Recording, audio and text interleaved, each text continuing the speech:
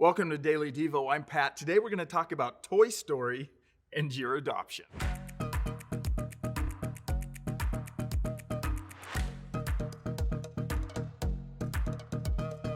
For those of you who saw the film Toy Story, you may recall the high value the toys put on having the name Andy inscribed on them.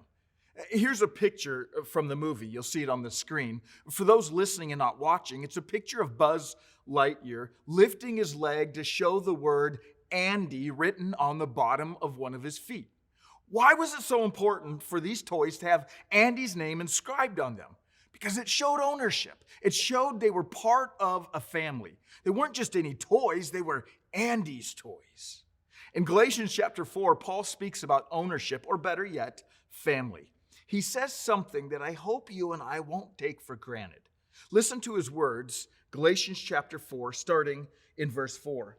But when the set time had fully come, God sent his Son, born of a woman, born under the law, to redeem those under the law, that we might receive adoption to sonship. Because you are his sons, God sent the Spirit of his Son into our hearts, the Spirit who calls out, Abba, Father. So you are no longer a slave, but God's child. And since you are his child, God has made you also an heir.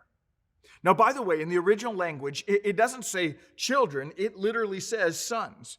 Women, Paul was not being an exclusive, chauvinistic pig, but actually was speaking incredible hope to all women by specifying that we all will become sons. It wasn't about gender. You see, Paul is writing to a culture in which daughters received none of the inheritance. So when he specifically uses the term sons instead of children, or sons and daughters, it is to indicate that all of us, male and female, will receive the full inheritance of being a child of God.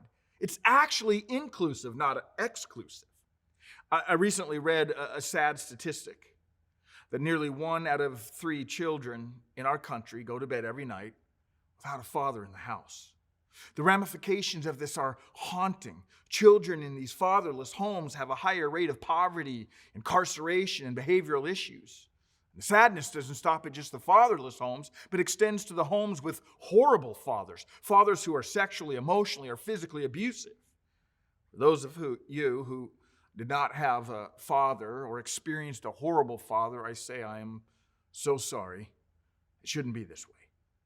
A good father is one who guides and protects and loves and cherishes his children. A home with a good father will be a home of respect and safety and peace and lots of laughter.